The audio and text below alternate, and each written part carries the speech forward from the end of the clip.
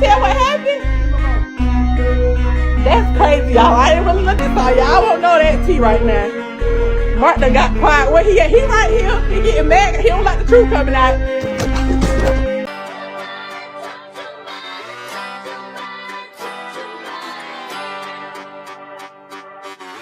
So I'm pretty sure most of you have seen the Duchess Dior and the Frenchman's live this past weekend.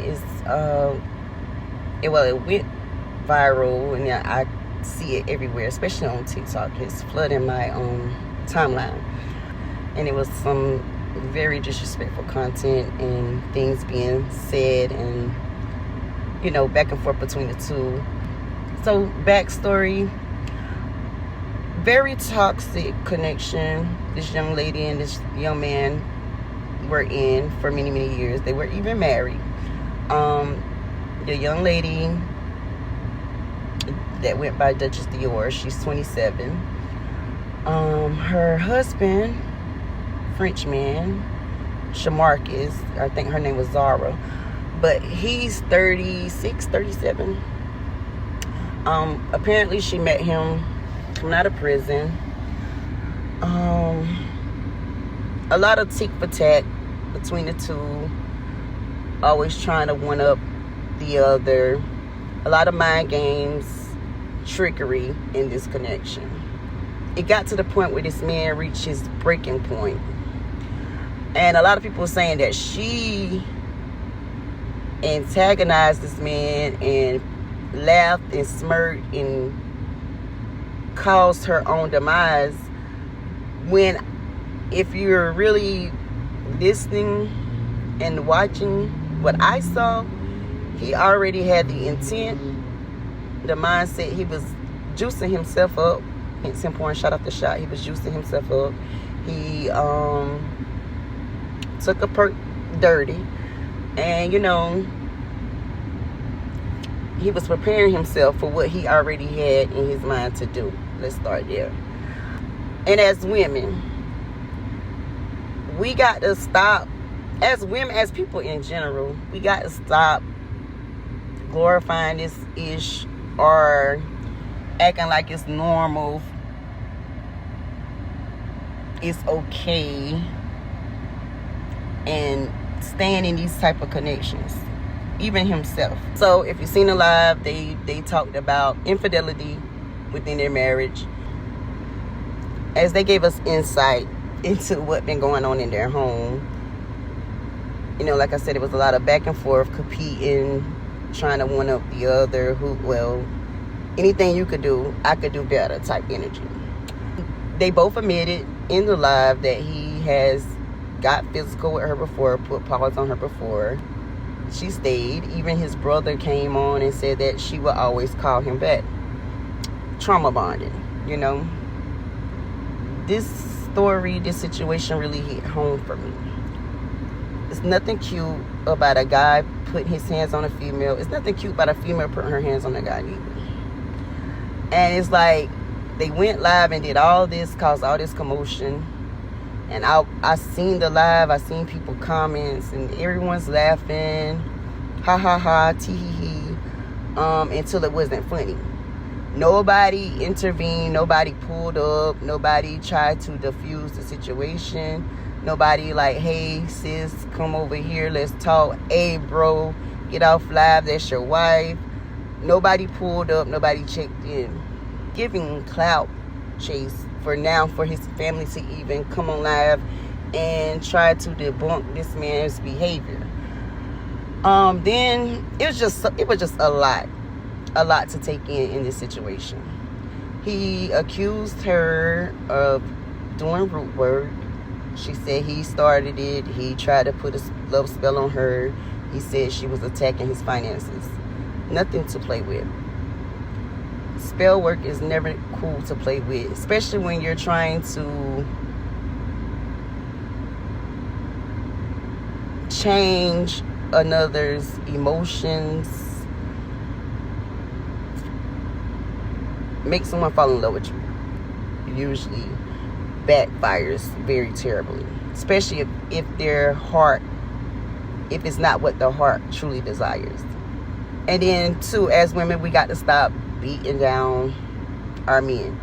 Like, I don't know if he was not permitting her to leave. I don't see why she couldn't leave.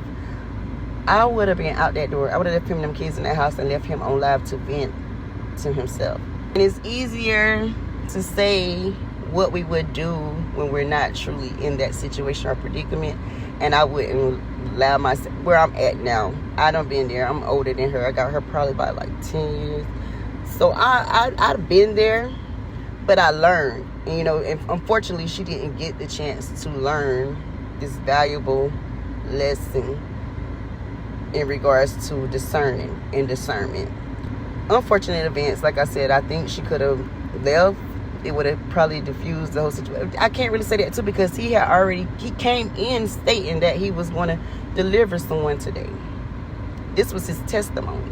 Him going live, getting it off his chest, was his testimony, setting himself free, setting her free. A coward move, nonetheless, but I guess he felt this was best. I'm getting from the live. He gave her some bread while incarcerated. She took that money, started a kennel business, hence the French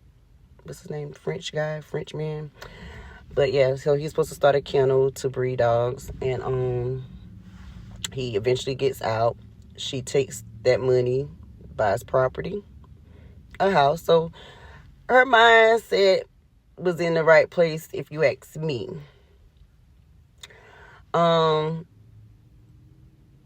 I guess when he came home and he fell short on his business plan, you know, and that's with anybody who got a business. I try several businesses, and they don't always go through, especially without the proper planning, being disciplined, and sticking to it, you know. So anyway, he fell short somewhere along those lines. But like I had this conversation with my daughter, not to put y'all in her business, whatever, but I had this conversation with her because, you know, I watch her experience stuff throughout her relationship, and for the most part, I mind my business in regards to my children's relationships. They come to me for advice. If they ask for my input, then I tell them. Other than that, I keep my mouth closed, because life is about experiences, and experiences will be your best teacher. I don't hold their hand. I'm not here to hold their hand, but if we get to that point where I see like being physical, of course I'm going to intervene. And I had to tell her, like I would tell any of my homegirls' friends, you don't put down a man or bash your man. I'm not going to say a man because I'm sort of like bashing now.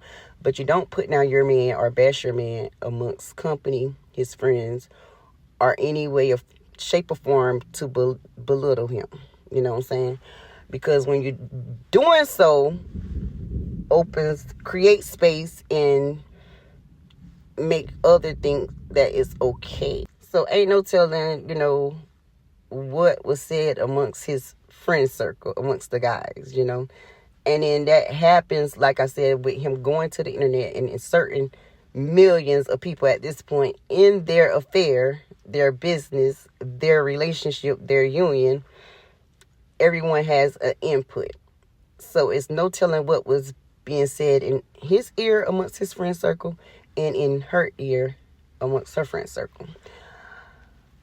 And that was just a lesson I had to learn myself dealing with relationships as I was growing up. That's why I say communication is vital. You have to be able to communicate with your partner. And when it gets beyond the point where you two could communicate like mature adults, then why not leave?